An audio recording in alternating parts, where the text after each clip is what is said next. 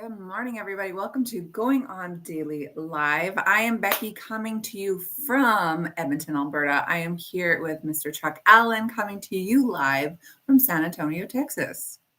Welcome. Indeed. Good morning, my friends. How are you today? Good morning. Yeah, I'm doing good. I was rereading my topics for today. I'm getting fired up. So should be a spicy segment here today. And you said it's Monday. We might as well just get fired up anyway.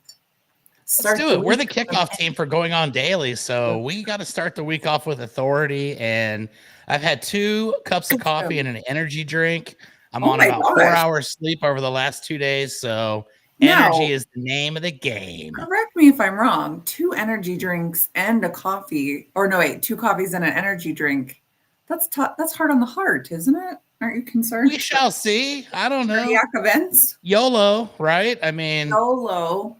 I may hit the floor and that could be the end of it, but I got some green apple ghost in my system, and that's going to help us bring the artificial entertainment to you folks today. Okay, so I have bone broth that I made from some bones in my freezer, and I've also got this chlorella detox water. So that's my morning. You know what? Coffee. We're going in opposite directions here, but we're still going to meet somewhere in the middle, and it's going to be awesome. Coffee, Red Bull, things like that. It doesn't affect me. I'm not affected by caffeine, so I don't do it in the morning. Well, I don't really. I'm not that affected by it at this point because I think I've desensitized my entire system. But I like coffee, so what can I say? Shout out to Black Rifle. I got some good stuff here today. Oh, I do like that Black Rifle. Like at least their branding. I don't know anything about its taste or whatever, but tastes pretty good. I think all coffee tastes the same though. Yeah, like dirt. Yeah, like burnt dirt. This is fine, high quality dirt with pure filtered water. Ratings go through the roof with live deaths. There you go. Hey, we not want. We might be the most. Well, I don't think we're going to be the most downloaded show on the internet today because I'm feeling pretty good, but you never know. I mean, it could happen. Okay, if either of us go down today, it's been a nice run, but hopefully we get those ratings. Exactly. That's this episode at my funeral. Nobody's getting killed today on this show. Okay, the only thing getting killed is the radio star. That's right. You like that? That is correct. Yeah, let's hear it. All right, so I think I just told you this before we went on the air, but to everybody that's just tuning in, yesterday I did an 11-hour road trip. And when I am in the car by myself, strange things happen. Like I have weird thoughts that come to mind, and I really break down things because I have nothing else to do other than just stare straight ahead blindly. And I even had cruise control on, so I didn't have to focus on the gas or the brake pedal. Oh my gosh. So sometimes I like to listen to things in the car. Typically I listen to podcasts, or I've got like a tune in or whatever app where you can kind of choose things. But yesterday I went old school, and I'm driving, and I remember the other day I read a story about longtime shock jock Howard Stern has been canceled. His show is not going to be renewed allegedly. His show is actually canceled. I thought we canceled him. He said something inappropriate. Well, he's always saying inappropriate things, which is what made him charming, in my opinion. But I read this story, and they're like, Howard Stern is getting canceled after 50 years or something on the air. I know I listened to this when I was a kid, and it was forbidden back in the day, and I'd have to kind of sneak that and have the Walkman with the big headphones on. And this kind of prompted me yesterday to remember that I have the Sirius XM in my car. And I can honestly say that I have not listened to the Sirius XM in my car in probably, I don't know, 3 years or so. Do you not pay for it? Apparently I do. And I just don't remember what card it's going to or what, because I didn't even know I still had it, but I do. And like many things, I just blindly pay for it. It probably comes out once a year, and then I just forget. And it's like, I try to cancel it, and they give me grief, and I end up agreeing or whatever. But they always make you sign up again at Sirius. I try all the time to cancel. Yeah, and they love it. But there's our boy Howie right there. And so I decided I was going to listen to Howard Stern yesterday. I hadn't listened to the show in several years. I used to be a huge fan, and then for whatever reason, I guess just kind of, topically speaking, other things became more readily available, easier to obtain. So I'm listening to the Stern Show, and I gotta say, in 2025, still funny, but different than what I remembered it being back when I was a teenager and so on. It Mm-hmm. prompted me because they were doing like a best of, and they were doing a best of with like, previous episodes from the 80s and 90s and whatnot. And some of the people that they were talking about kind of sparked my thought process. Hmm. And Howard Stern was the first one where I'm like, you know what?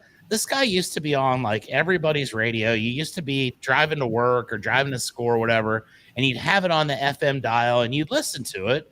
And he was getting probably millions and millions of listeners nationwide, syndicated, had a huge show. But when I heard that Howard Stern was being canceled the other day, I honestly was like, damn, I didn't even remember that dude was still on the radio. So I started thinking, what about some of these other people? And after I got done listening to the Stern Show, I tuned into the 80s channel because I'm an 80s baby. Yeah. And the first person that comes on is this old MTV VJ, Nina Blackwood. And I don't know if you're familiar with her or not, but like. Is she the one that's like, hi, I'm Nina. I'm Nina Blackwood. Yeah, exactly. Right. Yeah. She's still alive and she's doing her thing on still XM, doing her thing. Right? Yeah.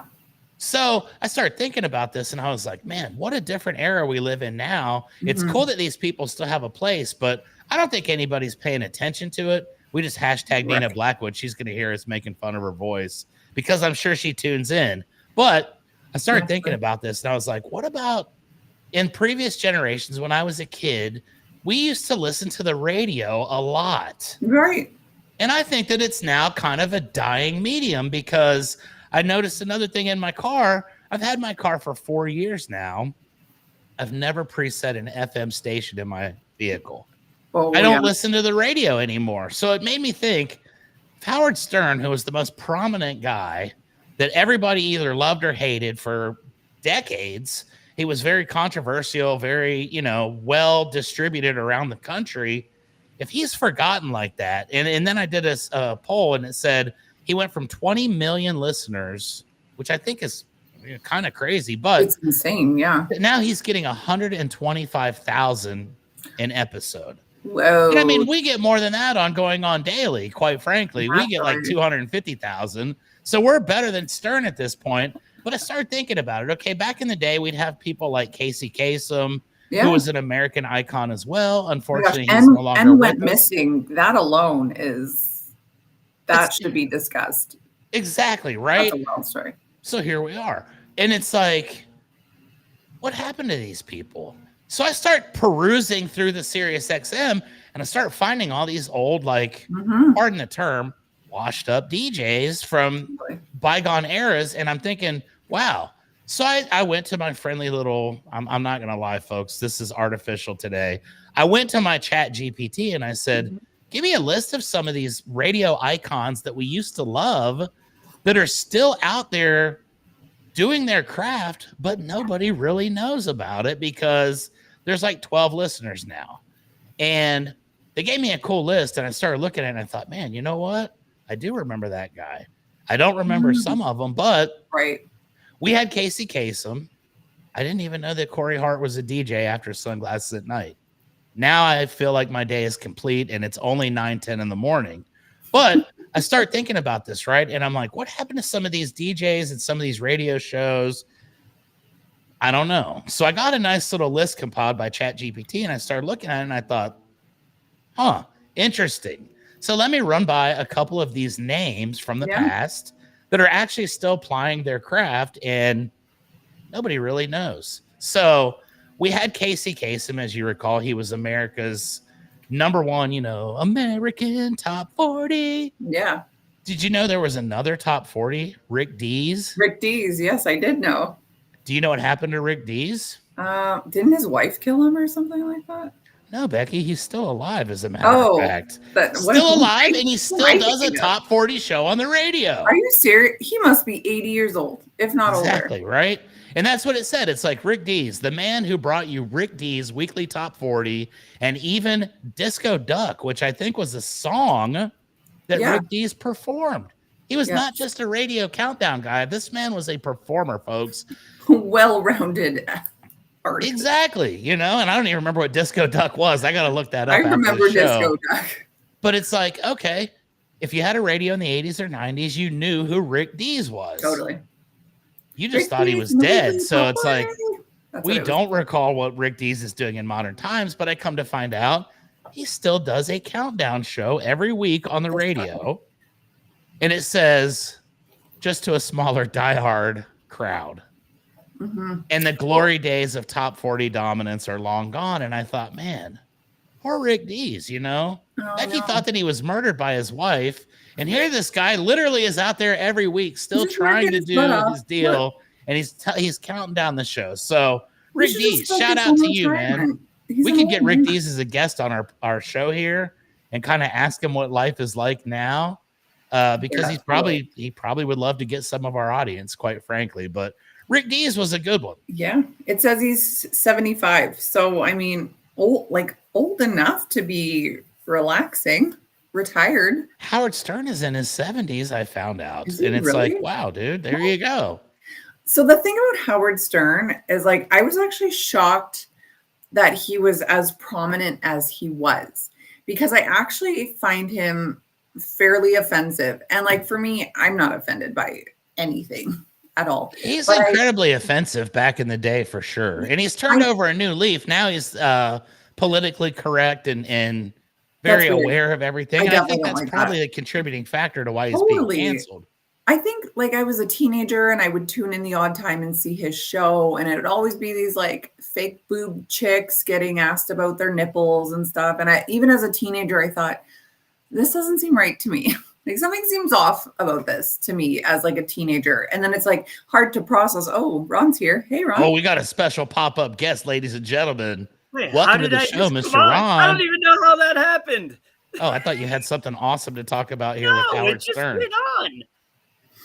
Well, now that just gave us a ratings boost in itself. I mean, it's like you're talking on the radio and Elvis pops up just randomly. Yeah, there you go. But what you say is the exact point here is that, boy, what a difference between teenage boys and teenage girls. Right. Because I saw the exact same show, and that's why I liked it. Not gonna lie, that was my education as a teenager. I guess for me, as like an impressionable teenager, I was confused because it was like, oh, is this how I'm supposed to act as an adult, as a woman, as a 20-year-old woman? And I'm thinking, like, he's this like creeper old man. He would have been in his 50s then. And there are these like 19-year-old girls, and they're having to be naked on his show. And I just thought, like, it just seemed icky to me. It was very, very different. And what I liked about it was like some of the characters they had. And now that I look back, it's like, wow, that was incredibly offensive. Yeah. And in modern days, which is why nobody even knows he's still on, this would not fly. You couldn't do what he used to do. And, you know, there's a lot of things that are like that. But indeed, shout out to Crackhead Bob. I miss that guy. But that's just a different time, different story for a different day. So that was a good one, right? Rick Dees, Howard Stern. I started looking a little bit deeper, and I remember that there was a Sunday evening, and it probably was all over the world. You probably got this in Canada. Mm-hmm. There was this lady, and her name was Delilah. And Delilah was like a same kind of a show, but like people would call in or they'd write in and be like, hey, Delilah, I have a crush on Becky Turner. And if you could like send my love to Becky over the air right now. And then Delilah would be like, Becky, you know, this guy thinks you're awesome. And you should maybe go out to lunch with him. And she would give dating advice, and she would try to like help people get hooked up back in the day. Right. And it was relatively popular because then she would play like, you know, we're going to dedicate Take My Breath Away by Berlin. And this is from Steve to Becky. And like, she had this whole deal going on. Right. And I thought the same thing about her. She was called America's Radio Girlfriend back in the day, right? I don't know if I ever heard this one. I like the concept, though. Well, you can still check it out. And again, this is another one where I'm like, this Delilah, she's probably got to be like at least 70, 75 or so at this point, because she was like in the 90s. And even then, you got the impression that she was like the older lady that you would take advice from as far as, you know, love. And I came to find out that Delilah is still somewhere in the United States, maybe in the world. She still does this program. And I'd like to find it because I want to see in modern times what kind of people are reaching out to Delilah saying, hey, you know, to Becky from Steve, does Becky or Steve ever hear this at this point? Because it's like, who are you actually broadcasting to? Because we don't even know. But Delilah was a big time star in the 80s and 90s and early 2000s. Like the late 90s, I think, was like her real time to shine. I also feel like people were more likely to bare their souls or be vulnerable back then. Now it's like you might as well just ask your phone. Or you throw it up on Facebook or whatever, you know. Reach out to your friends on Going On Daily. If you guys would like a love connection, I will be here next Monday and I will try my best. If someone's got a secret crush that you'd like to expose to the world, I'll be the modern day Delilah. But that was another one where I thought, man, that's crazy. But here's the craziest one of them all. And this will be the last one that we discuss because this one is like, what the heck? I am not old enough to even remember this guy being prominent, but I'm listening to this show and this dude pops on named Cousin Brucey. And I don't know if you guys are familiar with Cousin Brucey at all. Maybe Ron is. I don't know. But Wolfman Jack, that's another one. You know, that dude, I don't know if he's still alive or not, but he's another guy. It's like, what the heck is going on here? And he probably still has a radio show somewhere that we just don't know about.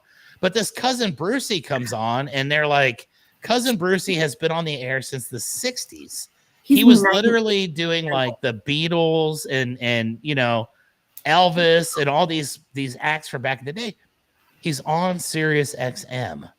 And I'm like, how old must Cousin Brucey be? And I didn't do the research, but he sounded like he's at least 178 years old. He was born in 1935. He is 89 years old. He will be 90. My boy is still doing a radio show on Sirius XM in modern times. Let's just take a break, please. Right? I mean, at that point, what do you do? It's not like he's going to start a podcast or, you know, go out and become a used car salesman. I guess you got to go with what you know at this stage of your life. And at 89, you know, I just think if someone has to help you to the bathroom, someone has to change your diapers for you, you probably shouldn't be working. That's just like although that does make for entertaining radio. I'm not going to lie.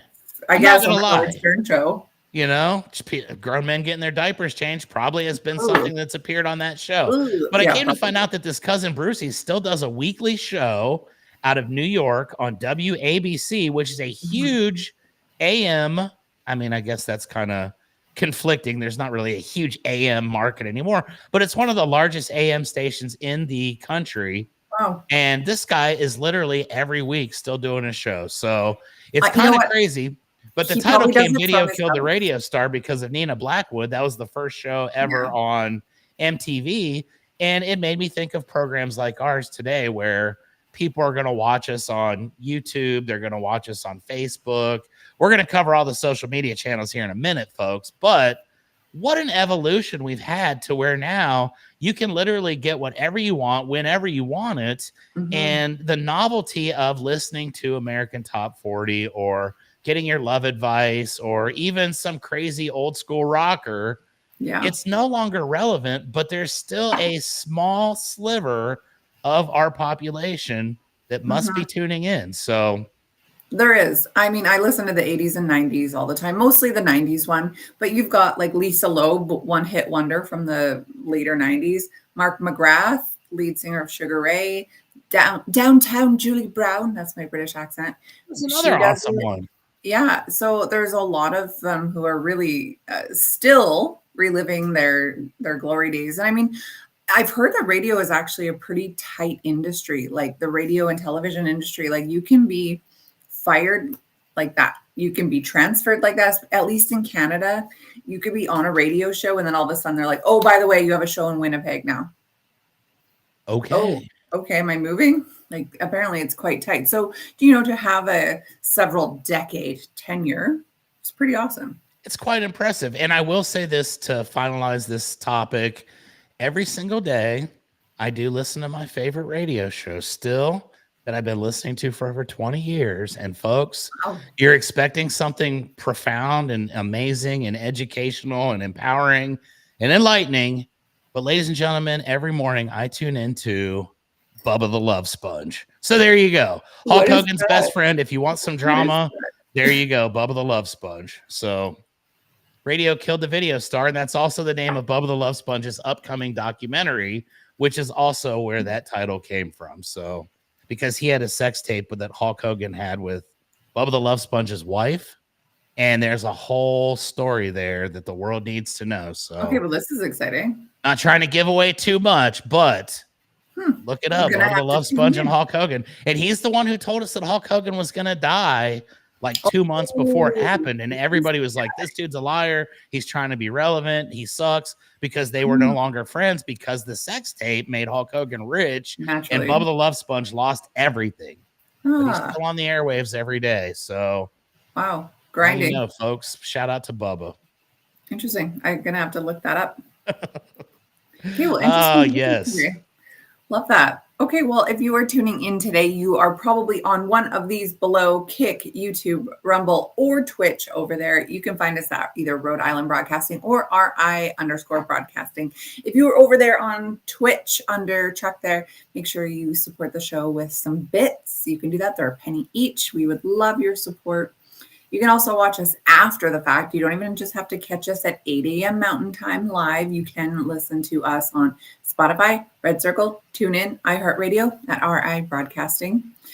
You can also follow us on a million social medias, as you can see behind me, or below, below me. U42, Odyssey, Parlor, Gab, Space, Hey, MeWe, TikTok, LinkedIn, Blue Sky, Twitter, X, whatever you want to call it, RI Broadcasting or Broadcasting RI, and of course on Patreon at RI Broadcasting, where you can support our show, get yourself some swag, keep the show in business here. Finally, we've got a new Facebook group here, or Facebook page. We lost ours, 10,000 followers, huge hit to our views, unfortunately, but we've got a new one. It's called Going On Daily Morning Show. Now, we cannot go live on Facebook until we hit 100 followers. So please make sure you go there and give us a quick follow, Going On Daily Morning Show. And of course, over there under Chuck, we have a website at RhodeIslandBroadcasting.net. You can also donate there up to $10 million. I believe Ron set the limit to. So, we put a cap on it. He didn't want to be unreasonable. 10 million. 10 million is extremely reasonable. And I think that if you donate 10 million, I think I said this last week as well, you will get a shout out live on the air from one of us for sure. I'll be like, Bobby in Ottawa just gave $10 million. Thank you. We might even get a sound effect, or something like that. So if you want some fame, donate $10 million and we'll make it happen. Love it. It's a great idea. So I like that I'm on a high right now because I'm about to be real angry after this topic here. Uh-oh. I was reading it this morning just to make sure, if I had all the facts, what direction I wanted to go, and I was getting mad. It's actually what got me up out of bed. So what is going on in Nova Scotia? Now, I don't know if you even know what Nova Scotia is. It is a province in Alberta. It is in the Maritimes. So it is actually very close to where Ron is. It is in, kind of an island, water surrounded place in the Atlantic Ocean. Do you remember, the early days of 2020 when we had lockdowns? I don't know what Texas was like. I just assumed Texas was the golden quite vividly. land. It was awesome. Yeah, it was so awesome. It doesn't bring flashbacks of trauma or anything.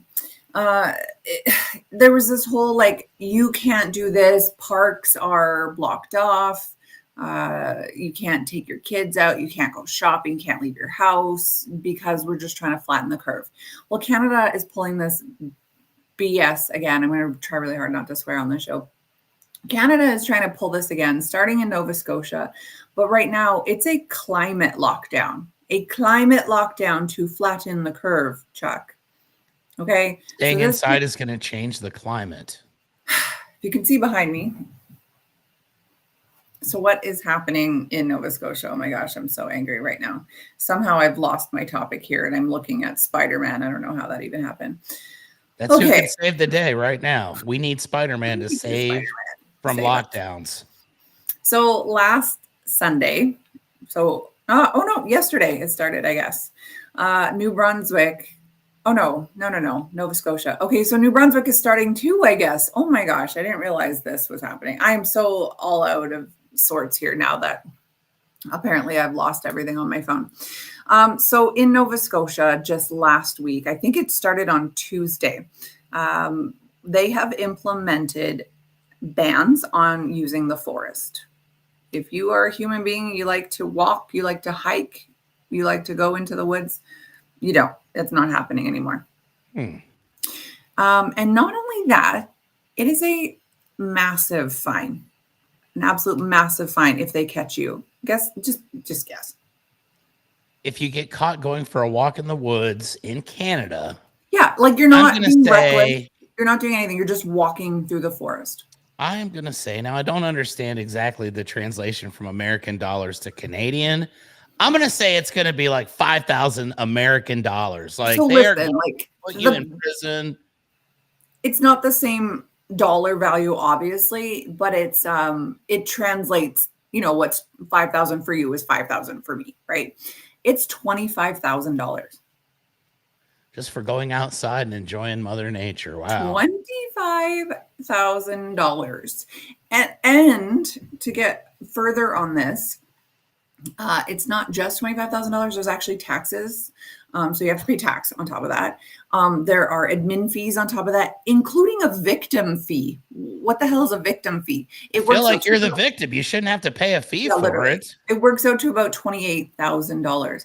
And so there are videos floating around of people just like stepping in the woods and stepping out to test the officers, and they ticket them. So basically what's happening is the government has announced it's a ban on hiking, camping, fishing, use of vehicles such as ATVs in the woods due to an elevated wildfire risk. Now, maybe the ATVs, maybe a fire ban. We get fire bans all the time here. Yeah. Walking, like just walking. I go for a walk in the woods every single morning over here, and I've literally never spontaneously combusted. No, never. I've never caused a forest fire. Even when I was running, I felt like I was putting some smoke out, but I did not cause any actual ignition of a spark. I don't believe I did anything to ruin the climate or the environment. And I'm not gonna lie to you, Becky. This has now got me kind of upset because this is what totalitarian. What's the thought process besides just we're not going to set wildfires? But if you go out there, you're going to get fined $28,000. Yeah. And at that point, if I step the line and I get a ticket, you know what I'm going to do? I'm going to go running backwards in the forest. I'm going to be like, whatever. I'm going to get my money's worth. Well, here's the thing. 25,000 is the minimum. They can up it as much as they want, At what point can you just say, I ain't got the money, bro? What are you going to do? You know what? It's probably one of those things where it'll be linked to like registering your car. You'll end up in jail. Legitimately, you can go to prison for going outside and hiking. Yeah. Well, so you can camp in campgrounds. It's still permitted, but the trails that's cool. The woods are not related.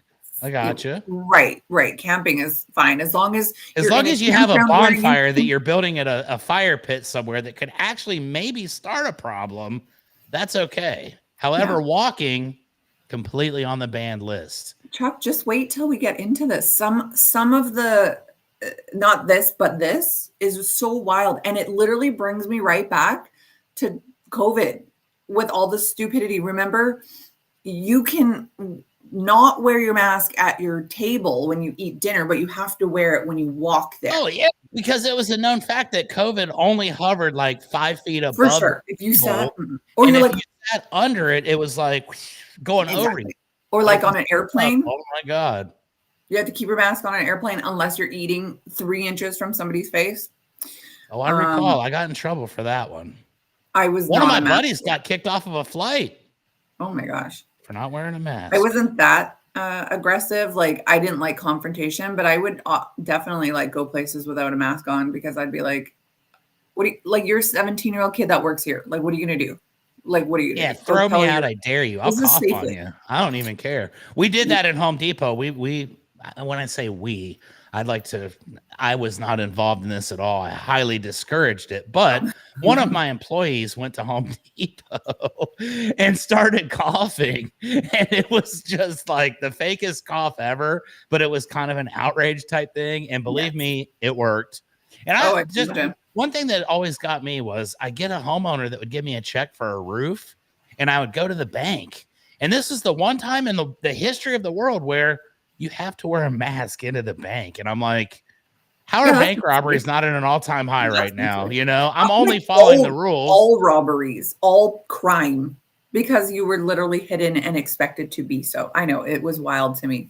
I like it honestly just it blows my mind. So back to this, like you can use the beach and you can use like playgrounds, except not if there's a trail system there. So like there's a trail system on the next street over from my house. Like people walk their dogs in there all the time. People bike in there. People run in there. No, can't do it. If it came to Alberta, I don't think it will come to Alberta. We're like the Texas of Canada. We're like gun wielding, like get off my land. We'll see what happens. I have a friend in Canada named Best Damn Roofer, and he's actually also got another persona called Mr. Freedom. Okay. And he is a freedom fighter for Canadian rights. And look him up. Best Damn Roofer. You will absolutely, you will think he's an interesting guy. I wonder where he's in. What province is he in? I don't know. Okay, I'm gonna find He wants Canada to be the 51st state, though, and he's petitioning heavily. So I'm like on the fence with that. I think it's just a character, but it's an entertaining character. Totally.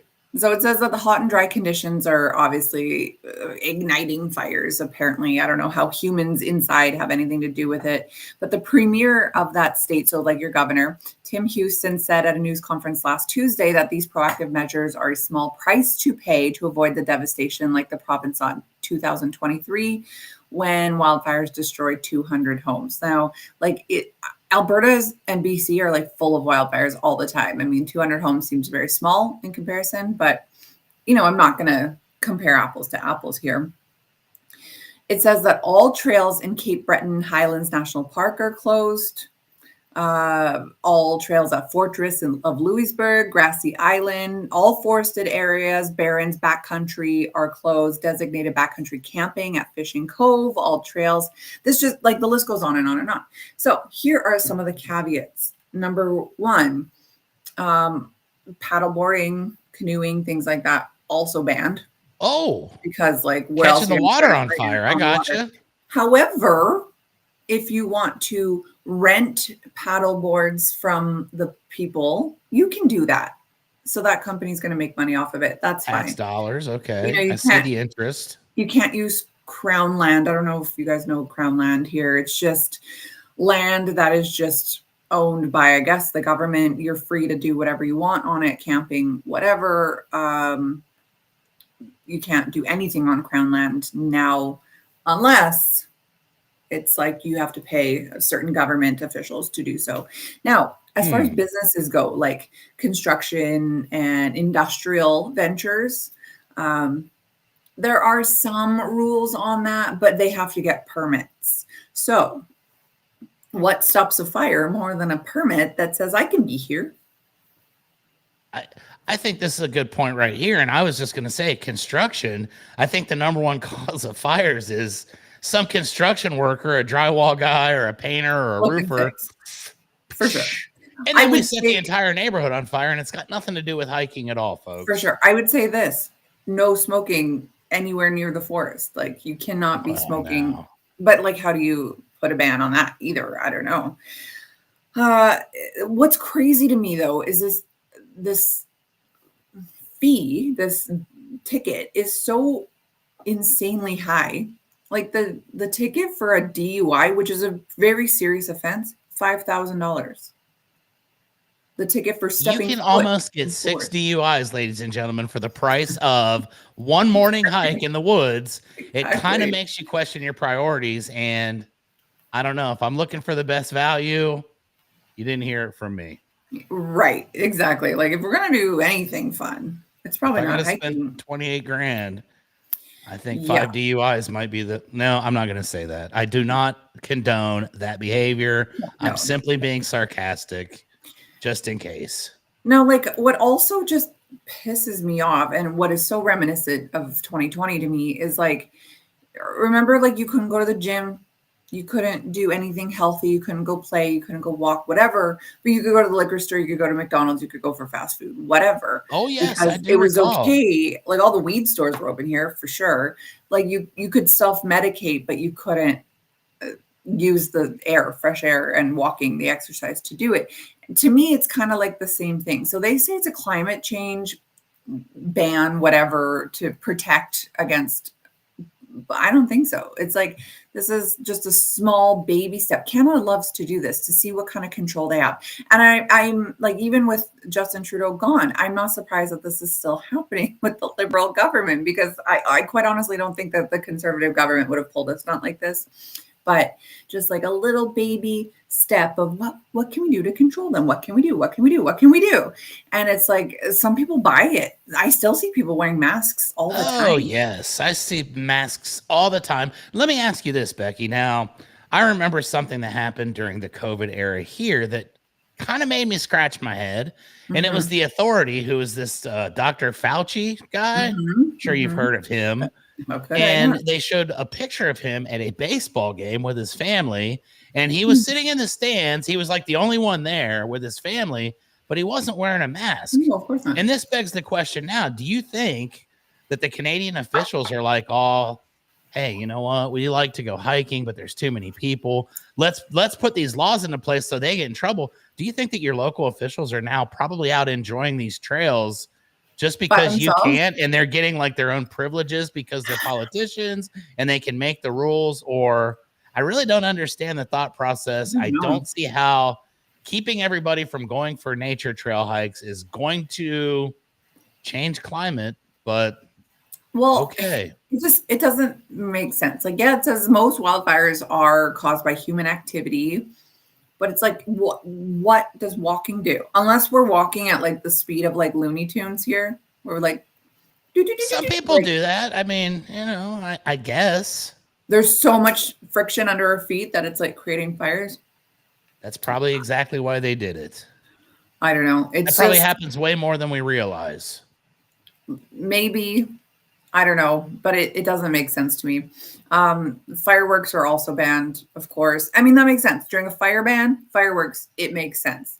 Walking, no. But I guess it looks like New Brunswick is also in on this. So it's a matter of time before the more conservative places implement, well, I don't know. The conservative places, they're going to have a harder time. But certainly the more liberal places of Canada are going to continue to implement this. It's going to be another backlash. People are mad still about COVID. I know it was 5 years ago. People are still mad. People don't forget the nonsense. Okay. It went on for 2+ years here where you couldn't go anywhere. You had to wear your mask. You couldn't do anything. It was insanely long here. Indeed. We had the same deal. And you know what? You mentioned fireworks being banned. Okay. I live here in San Antonio, Texas. There is a clear ordinance in our city that states that you cannot light off fireworks for any reason within the city limits. Now, I tell you this, I can take my drone and put my drone up in the air on the 4th of July, America's birthday, and I promise you there are 80 million people setting off fireworks. And typically speaking, the folks who are setting off the fireworks are not paying attention to that rule. They simply don't care. So Canada, you might be messing with the wrong people, and now it may get worse before it gets better, because sometimes people are like, "Yeah, I'm gonna light fireworks because you said I can't." And exactly. Well, what causes you're right, and then more fires are going to happen because of the rebellion. You tell me not to do something, I'm going to do it. But I just think it is going to get worse because out of precedent, they're going to want to make.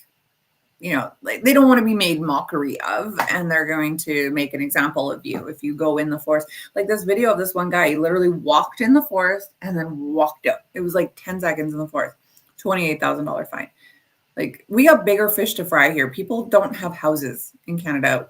Gas is, I'm trying to do the conversion here, about $7 a gallon here. Like Nobody can afford anything here. I see posts all the time on my local town groups. Hey, does anybody have food for my family? I literally can't afford food. It was $11 for blueberries or raspberries or something the other day for like a little container of it. Oh man, Like it's I was out of mad because control. mine were $5. Yeah, it's out of control. I mean, so we've got bigger fish to fry than people hiking. I don't know. It pisses me off. I'm mad. I'm mad about it. I am too now. Quite honestly, I think that we should. No, I'm not going to do that. I never mind that, Not folks. Pretend inciting like what I anything just on almost said never came out, because that's the last thing I need is the Canadian government coming after me. Listen, everyone thinks Canadians are soft, and that's fair. It's because we seem kind. We're not really, but we I think seem nice like is it. the word. It's not that we're nice. We're just not rude. I think like Americans are used to other people being rude. Indeed, we are. But I think like Americans are very lovely. Like all the Americans I know are delights. I just think a lot of them are more overtly confrontational than Canadians are. Canadians are like, oh, sorry. However, you know, they all thought we were soft, whatever. In 2021, we had the truckers convoy, which I'm sure your roofer friend was a part of. I went to a few of them. It was rallies where across Canada, truckers were like protesting. It was like a strike. So people weren't able to get the goods because there was insane bans. And people, if you supported it, like by donating to the GoFundMe, the government found out who you were and seized your bank account. You were not allowed to get any money at all. If you donated to the GoFundMe, you were banned from using money for X amount of time. I don't know what the numbers were on that, but it was wild. And people were getting arrested. The people at the border, they were getting arrested. But it went from BC all the way down to at least Ontario. Quebec's kind of a tough one because Quebec does their own thing. But yeah, it was crazy. The truckers convoy was wild. People were getting arrested nonstop here. So, I mean, Canada has it in them to fight back. They'll do it. I just don't think you're able to pull a fast one the same way that they were 5 years ago. I don't know. I don't even know what to say. Like, this was something that was completely not on my radar. I now understand your anger, and I understand how that just it's like doesn't make sense. The people that continue to fall for these things, that's what ticks me off the most. It's like, I still go places, like there's a place where I have to buy specialty bras, like post-cancer. And she's like, hi, can you wear a mask? And I'm like, in the change room by myself? Yeah, you need to wear a mask. Meanwhile, she's out puffing smokes like nobody's business. Yeah, of course. I'm like, are you concerned about health? Is that the issue? Like, I don't understand. So it's people like this that just continuously fall for this. And the people go, oh yeah, wildfires. Yeah, no, we should stay out of the forest. No, we not. Like, all they want us to do is sit in our house, watch Netflix, watch Amazon Prime. They're going to put way more shows on. So you're like, oh, cool. Yeah, I'm going to sit and do that and do nothing. And like, it's just, this is me as a conspiracy theorist. You can't fight against a government if you're fat and brain dead, honestly. It's a subtle takeover, folks. I agree 100%. It is subtle. You're right. It is very small. People might see this and go, it's just, to flatten the curve or whatever. It's just, but it's not. It's just this. It's just this. It's just this. It's just this. It's a lot of just this. And Canada loves to do it. I think, honestly, like, I know a lot of people have a lot of things to say about America right now. I think a lot of Americans don't realize like how good you have it. I do now. As a Canadian, I feel like that. I do now. I was outraged at $2.59 for gas yesterday, and I was quite upset about $4 for blueberries. And now it's like, bro, shut up. Like, we're doing okay. All right. I'm in one of the cheaper states for gas. I pay about $1.60 per liter. So times that by 4.5. Yeah, that's $7.20 a gallon where I am. And it's like, I just drive an SUV. It costs me $80-$90 to fill it up. It's crazy. Wow. Yeah, it's crazy. So, and everyone here drives pickup trucks, I'm sure, like where you are. It's all pickup trucks. It's not cheap to fill up vehicles here.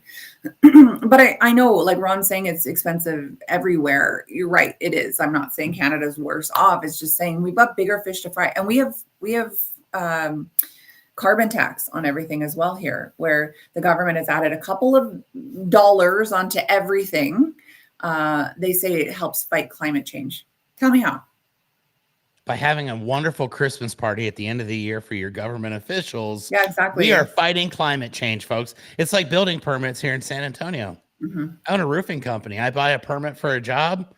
There's no inspector. Nobody shows up.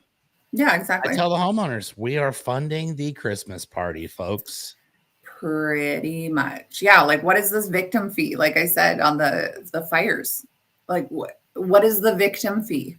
And why would you have to pay that? An extra $3,000 on top of your already insanely priced fee? Like, is it for the actual victims? I mean, what are the victims? Who are the victims? Look, we get fires a lot in Canada. I'm not saying it's not a problem here. It is. It's dry. The winds go crazy. They go insane. Like, summers here are tough as far as fires go.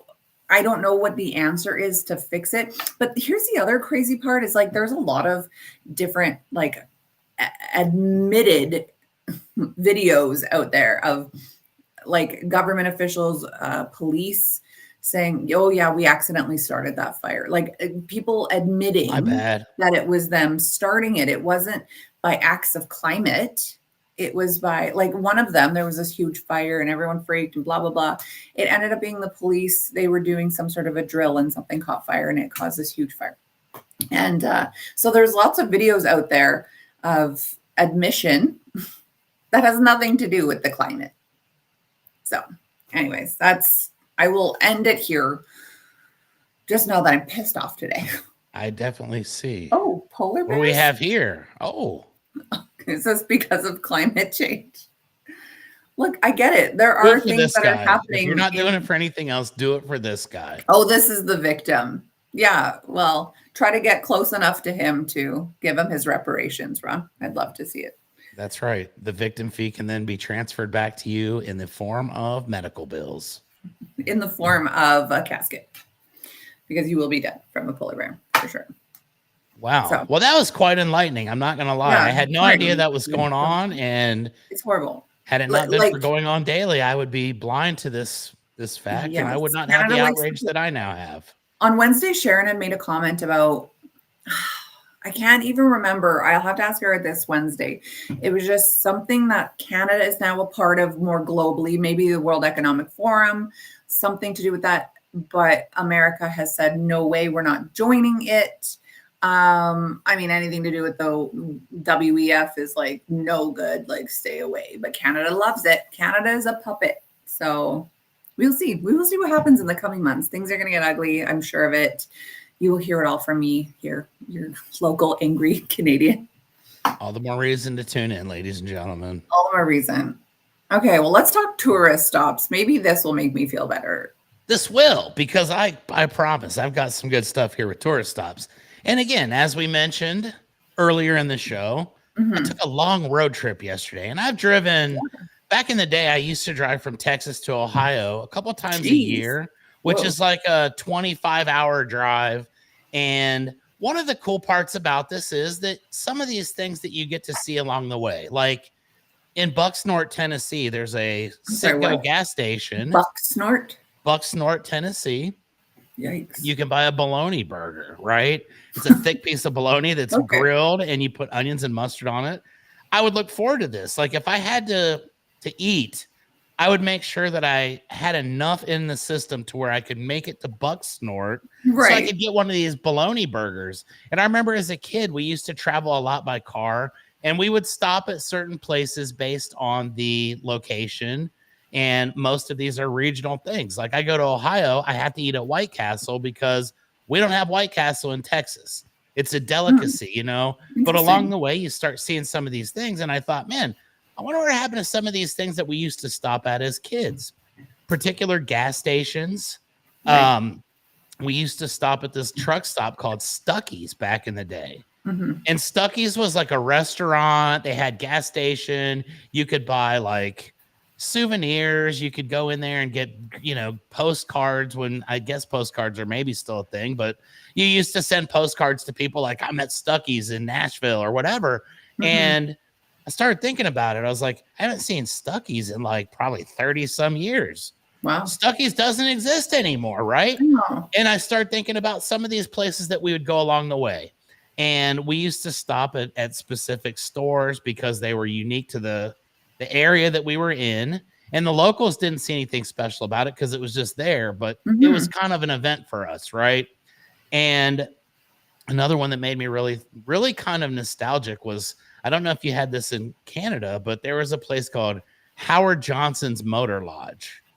And Howard Johnson's Motor Lodge was like this building, and it had an orange roof on it. It was very distinct. You could see it from like miles away. And we would do the same thing. You'd see the sign, stop at Hojo's in 60 miles. And it's like, man, I got to pee. But if I wait 60 more miles, I can pee at the Howard Johnson's Motor Lodge. We can get a chicken fried steak. We can do this. And these things have kind of fallen off, and they worked at Howard Johnson's for one day. Now there's a story there that we're going to have to hear sometime down the road, but Howard Johnson's was an American icon. And so yesterday I'm driving, right? And I was drinking a lot of water the day before because I was feeling a little dehydrated. I've been doing some extra exercise, taking some supplements, and I felt a little weak. So you know what happens when you drink a lot of water? Eventually it catches up to you and you have to stop for bathroom breaks along the road trip. And now, Becky, I don't know if you've heard of this place or not, but there's a place here called Buc-ee's. No. Oh, let me tell you a little bit about Buc-ee's. And I've got a prop here I'm going to share with you in just a moment that basically sums it up. Buc-ee's is like all of these cool places that we used to go to, like Stuckey's, which also made me think Stuckey's, Buc-ee's. I don't know. Maybe there's a little bit of a bootleg sort of deal going on there. But this store called Buc-ee's is starting to take over America, but it's a Texas-based thing. And this is the world's largest gas station. Oh, well, there you go. You read this? That's a good move, though. If you're on the overnight shift, that's a good move. I used to work at a White Castle, and I understand. We used to do similar things back in the day. So I respect that. I respect that you said no, fight the power. Ron was probably not wearing a mask when he was supposed to because that's just his nature. Rebel, obviously. Yeah. So I know that there's 3 Buc-ee's between here and where I was going. And I strategically plan to stop at this Buc-ee's because I'll tell you what, you want something, I promise you can get it at Buc-ee's. Whether it's fudge, whether it's beef jerky, a fire pit, a tent, a cast iron skillet, it's sunglasses, like clothes, you name it. You can get it at Buc-ee's, okay? Wow. And Buc-ee's is kind of taken back over into this realm of being a tourist attraction. I've seen people that have literally taken their families on road trips to hit every Buc-ee's. And it's like, that sounds kind of weird, but I could stop at any of these other gas stations along the way. I purposely put myself through a lot of pain, and I endured having to use the restroom for like an hour and a half just so I could go to Buc-ee's, because when you go to Buc-ee's, they've got the cleanest restrooms in the world. That's their shtick. Okay. They've got the biggest bathrooms in the world, and they've got you can buy rocks there. As a matter of fact, yes. For what purpose? Like polish? Just because. Why not? Because why not? Well, okay. You can buy anything. I'm going to show you something in a minute. Is it like a Bass Pro Shop? You bought that at a gas station. It's bigger than Bass Pro Shop. It's better. You could buy boats at Buc-ee's. You can buy tents there. You can buy. And this is a road, like a stop? Yes. It's just like a off the highway stop? Every single one of them's just off the highway. You can't miss it. It's this giant beaver, and he's got these buck teeth. And they even put giant statues of him out front where the kids and the tourists can get pictures with Buc-ee's. Naturally. And it's like, man. Is it just Texas? Starting to spread around here into other states. I think there's one in Tennessee now. I think that they're starting to move around a little bit because you cannot be confined. The greatness of Buc-ee's cannot be confined to just Texas. No, of course. But this feels like the everything's bigger in Texas is like, this makes sense. This is legit, right? Okay, well, I love the sound of it. So check out what I picked up at Buc-ee's. You ready for this? I can't This wait. will tell you why Buc-ee's is so ridiculous, but it also shows you the appeal that these kinds of places from yesteryear used to have back in the day, but they never quite got to this level. Howard Johnson's and Stuckey's, you could never get what I got at Buc-ee's. But let me show you this. because I think this is maybe the coolest thing ever made. Becky, I got a painting at Buc-ee's. Wow. And check this out. This is a hand painted. I think it's mass produced, but you've got the little Buc-ee guy here. Yes. He's going to Buc-ee's, you could see. And you can pick up things like their award-winning beaver nuggets. You can pick up like die cast of this car. Mm-hmm. This Buc-ee's has everything. I go in there and all I'm planning to do is use the restroom. I come out with candied pecans. I come out with a roast beef sandwich, a painting. I came back out yesterday with 2 air fresheners that were the shape of a toilet. And I almost bought a new pair of sunglasses. And they're not just like gas station sunglasses. These were Oakley's. They were like $300 sunglasses. Jeez. You name it. Anytime you come to America, you need to make sure that you go to Buc-ee's because it's crazy. And I don't know, tourist stops that no longer exist were things like the Hojo and the other, but this is modern times. This is like, holy cow. The world needs to know about Buc-ee's. And I see people online that hate on it, and they're like, oh, it's just an overpriced gas station. Well, I can assure you of this, Becky. There's like 250 gas pumps. The cool thing about Buc-ee's, which is maybe not cool for some, but semi-trucks are not allowed to go to Buc-ee's. They're banned. Really? Yeah, just cars. That's it. Wow. There's 250 gas pumps. You will always be able to find a gas pump. They're always available, although always full. There is a line to go into the bathrooms. And there are, in the men's room, can't speak on the ladies, I've never been in there, but in the men's room, there are probably 100 urinals, at least. And then they've got like private bathrooms over here if the urinal is not going to satisfy your need, if you know where I'm going. And they've got lights on them where you can actually see the green light, the red light. These ones are available. People are rushing to get in. There was a line probably 20 people deep to go to the big boy bathrooms yesterday. And you don't see that anywhere other than Buc-ee's. Some of these other stores try hard. They're, general stores or whatever, but Buc-ee's is coming to take over the world, and I think it is now the modern time greatest tourist stop in America. And I think that it should become a worldwide phenomenon. But to those that were swept away in the hourglass of time, it made me kind of remember those things. The Howard Johnson's Motor Lodge, the golf gas stations that we used to have all over the place with the big orange and white signs. I saw a golf station yesterday for the first time in 30 years. And it was wow, that's cool that they still exist. And I actually saw a Sinclair, which is the one with the dinosaur. I didn't even know that was a real thing. I saw it on the movie Cars. And I thought it was just a cartoon thing. There was a Sinclair gas station that I saw yesterday along my way. And it was like, this is probably one that remain in existence in this world. Like Blockbuster Video. Exactly. You go to Blockbuster Video in Bend, Oregon. There's one left.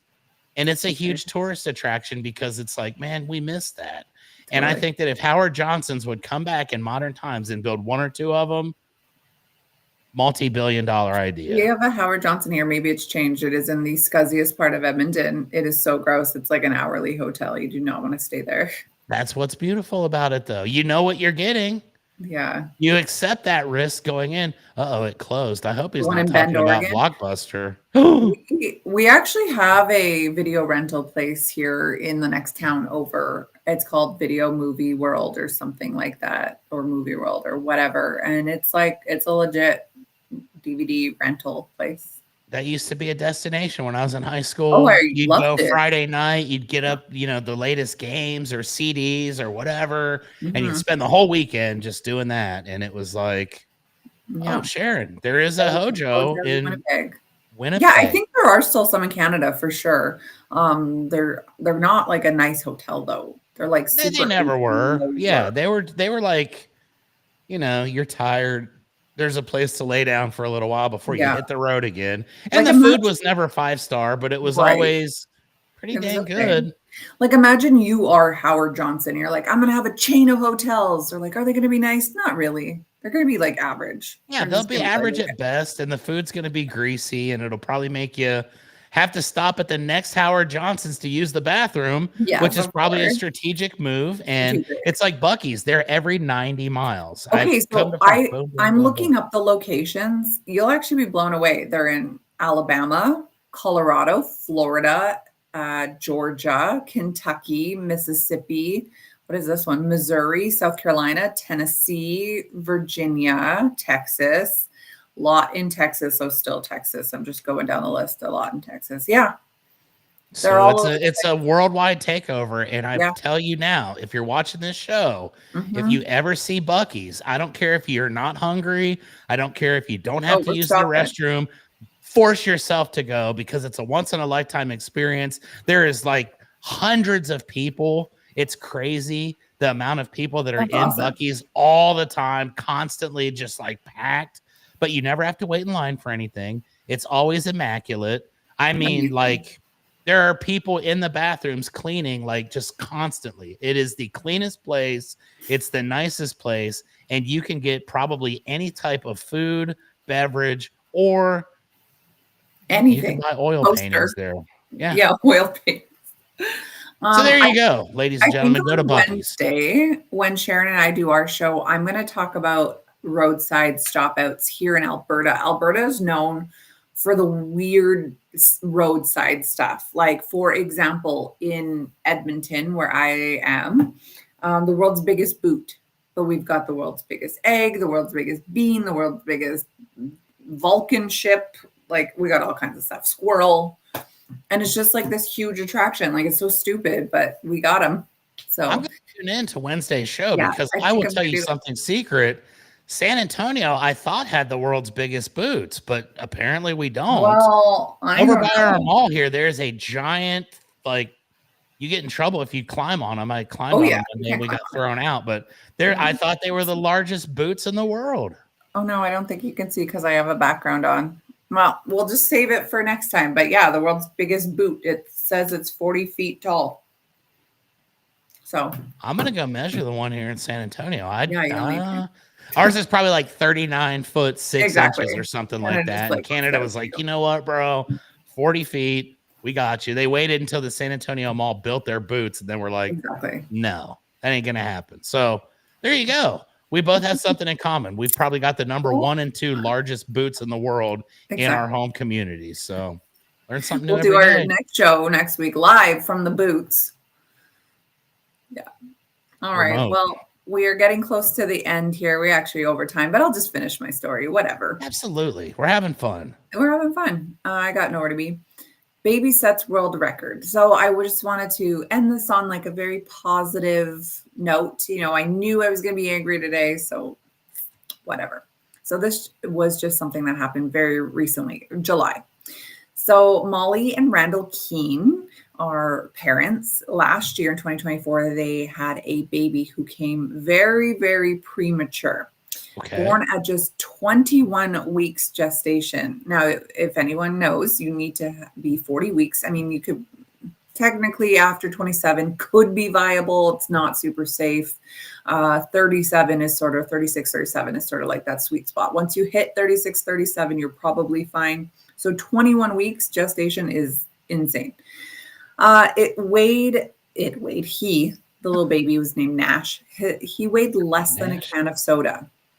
Oh. And now he's officially been recognized as the world's most premature surviving baby because they're not viable at that age.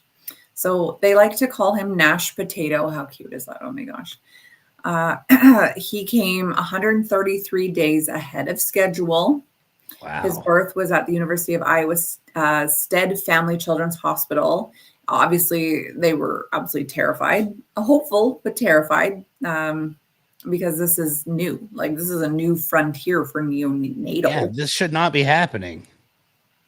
No, it shouldn't be. Now, it says that the mom, Molly, this was something familiar to her. So less than a year prior to Nash's birth, she and her husband had lost their daughter at 18 weeks. So she wasn't quite at this 21-week mark, had a miscarriage. You know, anyone who goes through miscarriage knows how devastating it can be and how scary it is to try again, especially like once you are pregnant, just to feel pains or see bleeding or whatever, how terrifying that is. It found out that Molly was diagnosed with an incompetent cervix, whatever that means. It basically can lead to premature labor. She also lived with PCOS, so polycystic ovarian syndrome, which made getting pregnant a heck of a lot more difficult for her. Now, she became pregnant again. They were cautious, also optimistic, as most parents are in this case. At her 20-week scan, she had this gut feeling that something was really off. A closer look revealed that she was already 2 centimeters dilated. Now, you stay closed to protect everything, right? So number one, the baby doesn't fall out. Number two, germs. So if you're 2 centimeters dilated, that's like big news at half your pregnancy. So she ended up in the ER, put on bed rest, obviously. They were very scared that history was going to repeat itself, but she was put on all the things to help stop her labor. Of course, whatever, like I said, the bed rest, the medications, everything didn't stop her. Labor began in the early hours. A couple days later, she was rushed back to the hospital. Her care team acted quickly to stabilize her, delay it.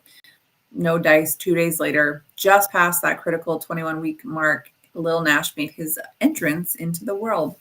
So he weighed 10 ounces. Wow. So that's not a lot at all. That's 10 little shot glasses, not including the glass.